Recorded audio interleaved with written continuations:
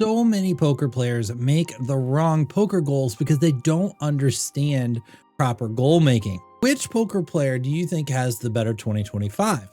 Player A has a goal of winning a World Series of Poker bracelet and has aspirations of going to the World Series this summer and playing a bunch of tournaments and walking away with poker's coveted prize. Player B has a goal of studying 10 minutes of poker every day.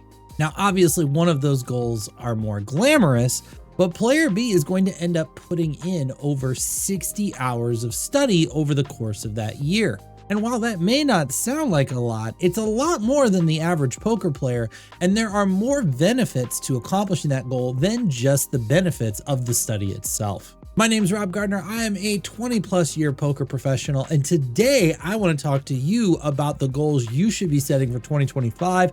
Chances are you've already set some goals, but it is not too late to rethink your goals and plan for how you're going to approach this upcoming year. So I think it's really important to understand that everybody starts with the goals that are going to motivate them the most. And people are motivated by the big, grandiose ideas. Lots of poker players have goals and ambitions to winning World Series of Poker bracelets or WPT titles or Run Good Series rings. And I get it, but here is the problem. The real reason they're setting these goals is because of the excitement and entertainment value of the goals, not the actual obtainability. And for any given series, summer, set of events, the person that wins tends to be more of a luck fest than it is a skill competition. That's not to say that poker's not a skill game, it is, but that skill edge is realized over many events, not just a handful of tournaments over a summer or during a poker series. And so the reality of the situation is, two players can come into a tournament series and one can do everything wrong and win a ring, and the other can do everything right and not even cash a tournament during that series. But the issue of goals goes even deeper than that. There have been numerous studies that show that accomplishing tasks has a massive positive effect for our mental and emotional state. There have even been studies that show a literal dopamine release when we check things off a list or we mark things or tag things as completed. In fact, there are a lot of life coaches who will highly recommend that you make physical lists so you can mark things that you get done and completed so you can feel a sense of accomplishment as your day goes on. And we know poker is a game that can have very long stretches without a sense of accomplishment. So how should we craft our poker goals? Number one, you should set short, obtainable goals for this year. And when I mean obtainable, I mean you are not going to mess this up. I cannot stress this enough. Find the set of goals for this next month or two that has a 100% success rate. Why? We know it takes 21 days to form a habit. And if you can find something that you can do for 21 days, you can find something you can do for 365 days. I understand it's a new year, it's exciting, you want to accomplish a lot of big things, and you want that thing that's so exciting to get you out of the bed and get you fired up to go. But if you set your goals really high, every time you fail, you're going to feel less and less motivated to continue moving forward. Whereas if you set your goals very achievable in the short term, every time you accomplish that goal, you're going to feel a little bit of a boost. You're going to feel more motivated, and eventually you're going to start to stretch those goals out. So look at the next 6 weeks and come up with 3 or 4 goals that you know you can accomplish and get them on paper. The second thing you should do is set long obtainable goals. Now you want to start thinking about the course of the year, but you want to think about it again in things you can accomplish.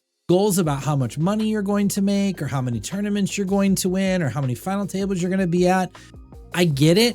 Those are not goals that you have complete control over. Yes, you can do things that contribute to it. You can do things that make it more likely. But at the end of the day, there is enough about the situation that's out of your hand that setting those as goals is really putting yourself in a position where you're at the mercy of the cards and you're at the mercy of the RNG, and you're hoping that the RNG matches the effort you've put in. And that's just not always going to be the case.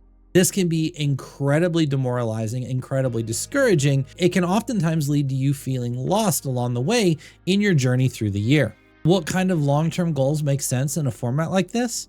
Make a list of skills that you want to learn by the end of the year and set aside time chunks throughout the course of the year for how you're going to tackle those particular skills. Maybe you spend February and March really mastering check raising. Maybe you spend April and May really mastering river betting. Maybe you spend June and July really mastering defending the big blind. And you course out over the course of a year things that you know, again, you can tangibly measure, you have 100% control over, and you can conquer those things and continue to whittle down that list. Another type of goal you can set are volume goals. For example, I want to get in 100 cash game sessions this year. I want to play 150 live tournaments this year. I want to play 5,000 online tournaments. Whatever your goal is, set volume goals, right? That again, you can easily measure and have complete control over. Goals can also be non-poker related. I'm going to get to the gym twice a week for the course of the year. I'm going to do 30 minutes of meditation every day over the course of the year. Things that still help and benefit your poker game, but aren't necessarily actually poker. Now, if you're still watching, you're probably at this point going, oh, this is all boring stuff. I want to talk about exciting stuff. All right. So let's say you really do want to have an exciting goal. I want to win a run good ring, or I want to win a WSOP circuit ring. How do you do that? Well, here's the reality. Nobody should make a goal to win a WSOP circuit ring because, again, you can't measure it. But what you can do is make a goal to put yourself in a position to win a WSOP circuit ring. So what I coach my students on is twofold. One, if that's really your goal, you want to win it, we'll call it a ring to keep it simple. You want to win a ring. Number one, you got to play as many ring events as possible because it's a volume game. Yes, we'd all love to just play 5 ring events and then win a ring. It'd be awesome, but that's just not how it works. If you play enough ring events, you're going to eventually win a ring. So you need to play the volume. So if someone came to me and was like, I want to win a ring in 2025. Okay, let's set a goal. How many tournaments can you play? How many ring events? Can you play 100 ring events in 2025? Can you play 150 ring events in 2025? Can you play 200 ring events in 2025? Set that goal so that you're in the position to be successful. Then the second thing that I will tell people is to aim for top 50s. Top 50s are a much more reasonable goal than making the final table or winning the tournament. And when you rack up enough top 50s, you're going to make final tables. And when you rack up enough final tables, you're going to make top 3s. And when you make enough top 3s, you're going to win tournaments. Going to a series for a week and playing 7 or 8 events, getting a top 50 or 2 or even 3 is a much more realistic and achievable goal than trying to win a tournament. And yes, while we're always trying to win tournaments, again, understand the value of success and accomplishments. If you go to a series and you rack up a couple top 50s, but you don't win a tournament, you can still have a sense of accomplishment and success for what you accomplished in that series. And then what I'll tell my students a lot of time is your goal for the year is 35 top 50s. And what that does is it brings the weight down when they go to a series. Because when they go to their first series, it's not like, well, I've got to win a ring this series. It's like, I've got to get 35 top 50s over the course of the year. Can you get 35 top 50s in your first series? No, you can't.